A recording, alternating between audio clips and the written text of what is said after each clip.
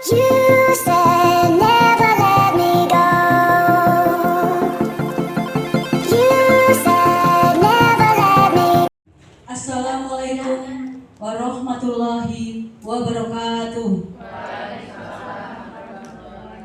Salam sejahtera untuk kita semua, Bapak Ibu. Alhamdulillahirabbil alamin. Wa bihi nasta'inu ala umuri yawadin. Wa sallallahu ala sayyidina Muhammad wa ala alihi wa sahbihi ajmain. Puji syukur senantiasa kita panjatkan kepada Allah Subhanahu wa taala yang telah memberikan karunia-Nya kepada kita semua sehingga kita bisa berkumpul kembali pada hari ini, hari Jumat Jumat Kliwon ya. Tanggal 28 November tahun 2024. 29 November tahun 2024. Dalam acara berbagi praktik baik Komunitas Belajar Dwija Satria SMP Negeri 9 Purwokerto. Yang terhormat Bapak Kepala Sekolah SMP Negeri 9 Purwokerto, Bapak Dr. Randes Heri Nuryanto Widodo. Yang kami hormati Bapak Ibu peserta kegiatan berbagi praktik baik. Pada kesempatan ini saya akan membacakan susunan acara. Yang pertama yaitu pembukaan, kedua sambutan dari Bapak Kepala Sekolah, ketiga acara inti, dan keempat adalah penutup. Untuk membuka acara pada siang hari ini, marilah kita bersama-sama membaca bacaan basmalah. Bismillahirrahmanirrahim. Selanjutnya sambutan dari Bapak Kepala Sekolah SMP Negeri 9 Purwokerto kepada beliau Bapak Heri Nuryanto Widodo. Bapak Dr. Randes Heri Nuryanto Widodo, kami silakan. Assalamualaikum warahmatullahi wabarakatuh. Yang kami hormati tentu dari Bapak Kepala Sekolah SMP 9 Purwokerto, Bu Koordinator Usaha, dihormati Bapak Guru, dan terkhusus pada tiga panelis utama di sekolah kita. Puji syukur kita panjatkan kehadirat Rasulullah Ta'ala pada sore ini kita bisa bersama melaksanakan suatu kegiatan yang luar biasa. Rencana tindak lanjut kegiatan dari pelatihan ya Bu ya, Bapak. Pelatihan apa kemarin Pak? Pelatihan apa? Oh, PKG ya. PKG untuk mata pelajaran olahraga, ya, olahraga dan kesehatan. Tentu ini suatu bagian bagi kita semuanya. Ini nanti saya dengan kurikulum praktek kurikulum nasional sekarang ya, itu adanya komunitas belajar. Jadi nanti saat bagi praktek baik, saya yakin ini sangat bermanfaat bagi kita semuanya. Tidak ilmu baru, saya baru lihat ini ben gosor itu ya dari itu istilah nopo Pak, bukan model pembelajaran ben gosor itu ya. Ini hal yang bagus, nanti mau Bapak kita dengarkan saja. Saya enggak. Selamat kepada bertiga, Pak Ketor, Gerana, Mas Giri ya, yang sudah melaksanakan kegiatan pelatihan. Mudah-mudahan nanti juga bisa ditularkan kepada teman-teman yang lain. Bapak Ibu nanti kalau ada yang baik ya monggo kita ambil untuk kegiatan belajar berikutnya. Yang jelas nanti tahun depan kayaknya sudah kurikulumnya sudah tidak pakai kurikulum merdeka apa ya, kurikulum nasional mungkin. Jadi terbaca ya. Sebenarnya gajinya naik gitu, Pak. Dan saya udah nggak mikir Pak, gajinya pas naik saya udah pernah. Tapi pensiunnya kan sebulan dapat nih, sebulan. Kalau ini berarti ikut naik ya. Terima kasih Bapak Ibu, selamat mengikuti kegiatan. Saya kira assalamualaikum warahmatullahi wabarakatuh. Terima kasih. Yaitu Bapak Eranio Geri Sudiro SPD yang akan memaparkan atau mendiseminasikan rencana tindak lanjut beliau pada kegiatan peningkatan kompetensi guru dengan judul All Track Asik-Asik Jos. Ya, monggo kepada Bapak Geri Sudiro kami persilakan. Tepuk tangan dulu Bapak Ibu.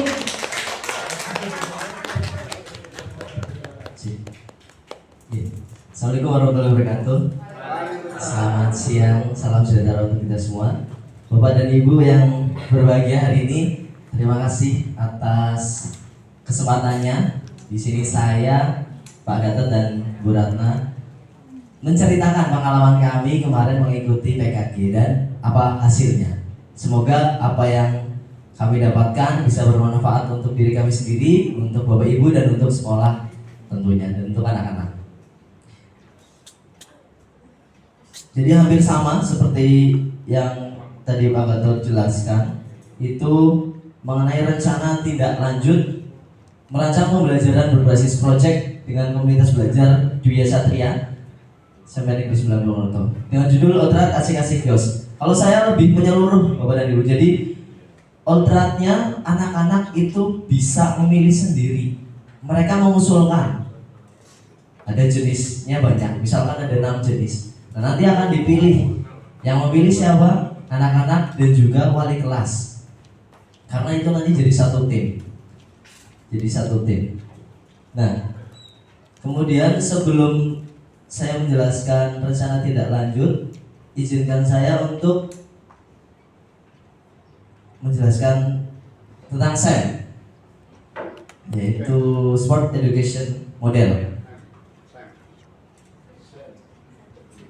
Ya, Sport Education Model.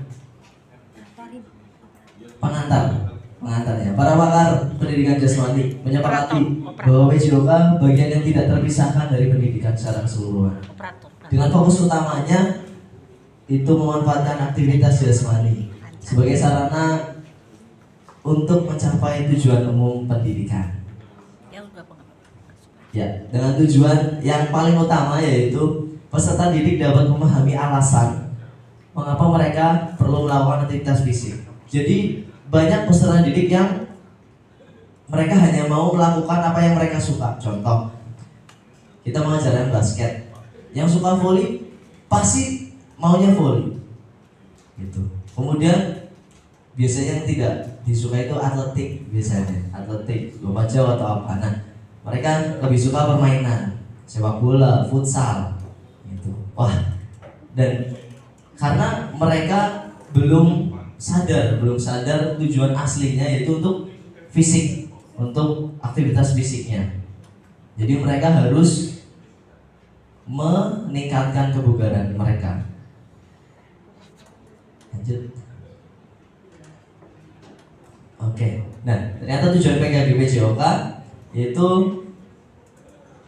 peserta, yaitu guru-guru PJOK itu mendapatkan hal yang dapat memfasilitasi peserta didik dalam pembelajaran supaya pembelajaran itu efektif, bermakna, menyenangkan, juga refleksif. Jadi peserta didik juga mengetahui, merefleksikan tujuan mereka berolahraga, mereka sudah bisa atau belum. Jadi mereka bisa berkaca, kemampuan saya itu sudah bisa atau belum, seperti itu. Nah, SEM, Sport Education Model, ternyata sudah dipakai oleh beberapa negara. Iya, dan model yang menyajikan pengalaman olahraga yang terstruktur dan berkelanjutan. Jadi memang saat kami kemarin PKG, ternyata memang seruat dan sestruktur itu. Jadi memang semuanya dibahas. Biasanya anak-anak hanya melakukan, tapi kita didorong untuk supaya anak-anak besok juga bisa menyelenggarakan apa saja yang dibutuhkan. Oh, ternyata peraturannya seperti itu. Oh, ternyata kita bisa mengupload kegiatan tersebut Instagram, WA, TikTok, gitu. Jadi mereka tidak hanya sebagai sebagai objek hanya melakukan, tapi mereka juga belajar bagaimana menyelenggarakan, bagaimana mereka itu harus melakukan selain praktek, ya ini sebagai panitia, dan itu susah. Kalian juga merasakan ternyata ruwet, banyak yang dibutuhkan. Nah, tujuan saya menekankan memberikan pengalaman bermain peran. Jadi ada siswa yang memang belajar jadi wasit. Biasanya kan saya juga sering lihat siswa-siswa itu atau kita menjudgment, menghakimi wasit karena kita tidak berada di posisi mereka dan kadang kita tidak tahu aturannya. Sering, misalkan kemarin GSI Pak, kemarin Kadin Cup itu kadang yang saya tidak suka penontonnya dan bahkan banyak yang menjudgment wasitnya tuh. Dan kalau kata-katanya itu mendukung nggak apa-apa, tapi kata-katanya kasar dan itu bahkan kan yang nonton banyak siswa gitu. Dan itu kayaknya kurang pas. Nah, ternyata ketika bermain peran maka mereka juga akan merasakan bagaimana ada di posisi wasit atau bagaimana di posisi kameramen yang susah cari momen. Bagaimana mereka ada di posisi panitia yang pesertanya itu tidak datang-datang, sudah dipanggil tidak datang-datang. Nah, mereka akan mengalami pengalaman tersebut. Jadi mereka biasanya dipanggil santai, dipanggil diem. Nah, mereka akan merasakan itu. Ada tujuan olahraga kompetitif, kemudian pelaku olahraga yang terliterasi, kemudian antusias. Ya artinya saya ini berusaha untuk siswa itu menjadi pelaku, kemudian mereka antusias dan mereka terliterasi. Mereka tahu, oh kalau jadi panitia harus ini, oh kalau misalnya jadi kameramen harus seperti ini. Jadi mereka akan membaca dan mengetahui perannya masing-masing. Lanjut lagi. Ya, implementasi dalam SEM. Cara implementasinya itu ada berapa? 7. Pertama pengelolaan itu ada latihan, prakompetisi, kemudian ada afiliasi, kemudian ada penyiapan pertandingan formal. Jadi pertandingannya juga formal. Kemudian ada puncak pertandingan. Afiliasi bekerja sama Pak. Iya, bekerja sama. Jadi mereka akan bergabung sebagai satu tim dengan perannya masing-masing. Kemudian nomor 5 pencatatan pertandingan. Ini juga penting. Biasanya banyak yang menanyakan, itu tadi skornya berapa atau itu siapa yang menang. Nah, ketika tidak ada catatan itu, tidak ada perekaman itu, maka biasanya lupa, hilang. 6. Festival akhir kompetisi. Biasanya ini yang paling mengasihkan karena parade atau ceria-ceria, festival akhir, kemenangan, penghargaan juara, panggung hiburan, itu banyak. Terakhir evaluasi, refleksi penerapan SEM dalam pembelajaran. Terakhir ada evaluasi. Nah, SEM ini tidak bisa kami lakukan sendiri. Kami harus melibatkan bapak dan ibu, terutama wali kelas tentunya. Gitu. Apalagi ketika saya olahraga tradisional itu bisa juga bergabung dengan guru IPS, bekerja sama. Sejarah sebenarnya olahraga tradisional ini dari mana? Karena di Indonesia sangat luas, banyak keberagamannya. Oke.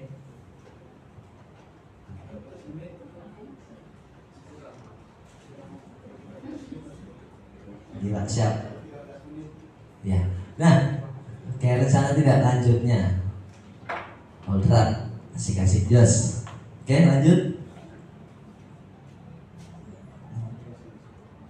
Jadi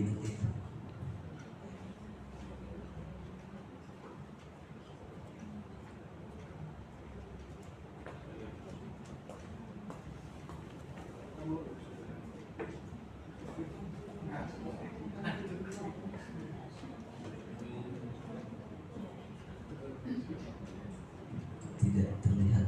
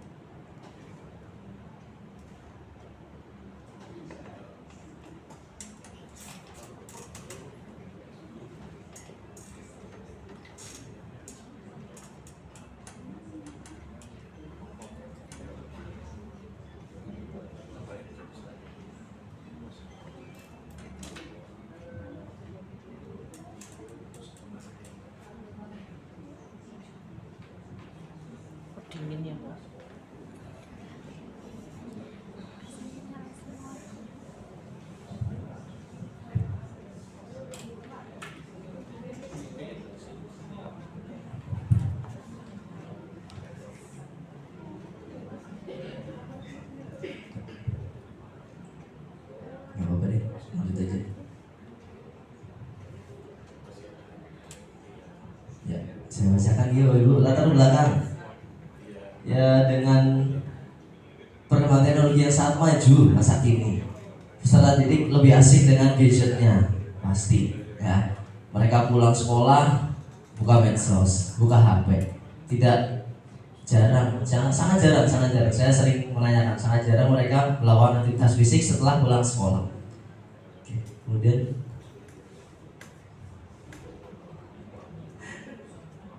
nah, itu tujuan programnya sama seperti Pak Kata tadi, ya, itu melibatkan semua siswa, menciptakan pengalaman olahraga yang otentik, yang asli, mendorong partisipasi aktif siswa,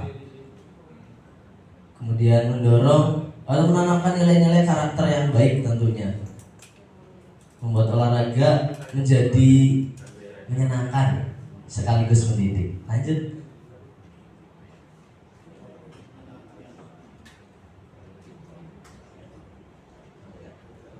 Projectos, tujuan projectnya. Siswa dapat hidup aktif, bergerak dan peduli lingkungan serta produktif, menekankan gaya hidup yang sehat baik di sekolah maupun kehidupan sehari-hari. Nah, ketika di sekolah kita bisa memantau, tapi ketika sudah di rumah pantauannya susah. Itu sudah dari wali muridnya, pantauannya akan sulit. Kemudian merencanakan program dengan komunitas belajar, program project dengan komunitas belajar. Wali kelas, pasti kita harus berkolaborasi dengan wali kelas tentang program tersebut, supaya wali kelas sebagai penjembatan dan sebagai ketua nantinya untuk melaksanakan dan evaluasi program. Nah, siswa sebagai perancang, ini yang dimaksud berpusat pada peserta didik di sini. Jadi tidak hanya guru olahraga, guru PJOK yang merancang, tapi siswa yang merancang. Mereka biasanya akan lebih punya ide-ide yang pastinya berbeda.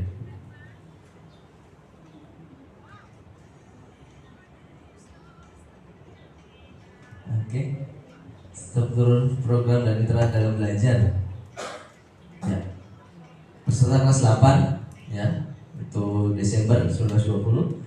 Kepala sekolah sudah bertanggung jawab, kemudian guru PJOK fasilitator utama, wali kelas, koordinator kelas, dan wali murid. Kita juga melibatkan wali murid untuk mengontrol mereka latihan, mereka kerja kelompok, mereka membahas mengenai program tersebut. Aset yang dimiliki sekolah ada banyak peserta didik, ada guru, ada staf karyawan, kepala sekolah, kemudian modal politiknya kebijakan kepala sekolah. Fisik ada lapangan, alat permainan, dan alat yang mendukung, alat pendukung lainnya. Kemudian ada koordinasi dan kolaborasi dengan semua stakeholder di dalam maupun luar sekolah. Evaluasinya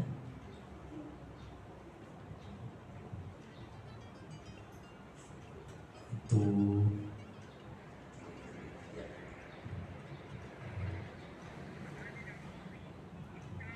ada pengumpulan informasi ya dari komunitas belajar, dari guru maupun peserta didik tentang permainan tradisional. Kemudian partisipasi dalam evaluasi, dan yang terakhir teknik pengumpulan datanya bisa observasi secara langsung maupun refleksi individu dan kelompok. Tantangan solusi ya, tantangannya sama karena biasanya kurang excited peserta didik mengenai permainan tradisional, padahal itu sesuatu yang perlu dilestarikan. Seperti budaya-budaya, ketika tidak dilestarikan maka hilang, lupa. Ya, dan mereka tidak akan mengetahui. Solusinya sama, menyederhanakan peraturan, kemudian mencoba membuat permainan tradisional itu lebih menarik bagaimanapun caranya. Lanjut. rencana tidak lanjut. Penutup, pembelajaran berbasis proyek dapat meningkatkan kemampuan fisik, kerjasama, pemahaman kepada siswa kelas 8. Ya. Kemudian RTL-nya presentasi dengan komunitas belajar, implementasi kegiatan, kemudian dokumentasi tentang aktivitas ini untuk refleksi dan perbaikan di masa mendatang. Nah, sisi tanya jawab. Monggo Bapak dan Ibu untuk satu pertanyaan, boleh? Iya Ibu, monggo Ibu Rina. Ya, maaf saya tanya lagi. Boleh. Untuk implementasinya atau penerapannya itu hanya di pelajaran PJOK atau diterapkan saat mungkin anak istirahat untuk Oke. meningkatkan kebugaran siswa? Oke. Kalau untuk program SEM ini Ibu, itu membutuhkan waktu yang cukup lama. Jadi ketika pun dilaksanakan di pembelajaran PJOK itu tidak bisa dalam satu pertemuan. Gitu. Nah, makanya kita masukkan atau memang di program PKG ini memasukkan SEM ini ke dalam project P5 yang waktunya panjang. Nah, waktunya panjang sehingga bisa untuk program SEM ini berjalan. Seperti itu Ibu. Oke. Nah, terakhir. Iya, ini pertanyaan saya Bu Data dan Pak Gatot kemarin.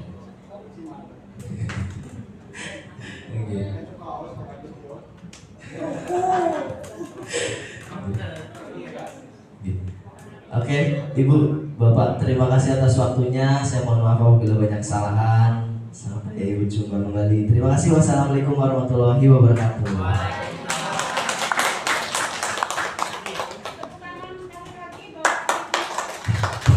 Tepuk tangan sekali lagi Bapak Ibu kepada Bapak Geri yang tadi sudah menyampaikan ultra asik-asik jos. Oke Bapak Ibu. Dari apa yang disampaikan oleh Bapak Geri, kalau boleh saya sedikit merangkum ya Pak Geri, diizinkan atau tidak? Oke. Yang pertama ada yang namanya SEM, Sport Education Model. Kalau kita lihat itu sebenarnya hampir sama seperti role playing. Kalau kita mengenal salah satu model pembelajaran yaitu role playing, di mana anak-anak bermain peran. Okay. Cuma karena mungkin ini adalah berbasis project Bapak Ibu. Ketika berbasis project dan ini kalau saya lihat dari paparannya Pak Geri, itu diharapkan anak-anak itu bisa menyiapkan mereka untuk menghadapi hidup yang sebenarnya, sehingga di dalam satu kelas itu tidak hanya sekedar bermain saja, tetapi ada yang berperan sebagai mungkin panitia, berperan sebagai mungkin penyedia sarana prasarana. Jadi seolah-olah mereka kita kondisikan seperti di dunia nyata. Seperti itu nggak Pak? Mungkin. Oke, baik. Yang kedua Bapak Ibu, tadi juga saya mendengar itu bahwa apa yang dilakukan oleh Pak Geri itu salah satunya ketika mereka menggunakan berbasis project itu adalah mengikut sertakan murid untuk menentukan atau merancang proses kegiatan atau pembelajarannya ya. Memang benar Bapak Ibu, pada kurikulum yang sudah kita pelajari bersama-sama di dalam kurikulum Merdeka, itu sebenarnya kita memang diminta untuk membentuk yang namanya student agency atau kepemimpinan murid, di mana student agency atau kepemimpinan murid itu akan didapatkan jika kita itu mendengarkan yang pertama ada voice, choice, yang kemudian ownership. Voice itu artinya kita mendengarkan apa sih sebenarnya yang diinginkan oleh anak. Choice itu kita memberikan kesempatan kepada anak untuk menentukan bagaimana mereka belajar, sehingga harapannya pembelajaran itu menjadi pembelajaran yang benar-benar milik mereka. Seperti itu Bapak Ibu. Dan mengenai pertanyaan yang disampaikan oleh Bu Rina tadi, program pembelajaran yang kita ketahui di sekolah itu kan sebenarnya ada intrakurikuler, kokurikuler, dan ekstrakurikuler. Nah, tadi yang disampaikan oleh Pak Geri, ternyata untuk kegiatan ini dimasukkan ke dalam kegiatan kokurikuler, di mana pada saat ini kegiatan kokurikuler kita itu ada banyak di kegiatan P5. Nah, ini mungkin nanti selain P5 bisa juga dimasukkan sebagai salah satu kegiatannya. Itu saja Bapak Ibu.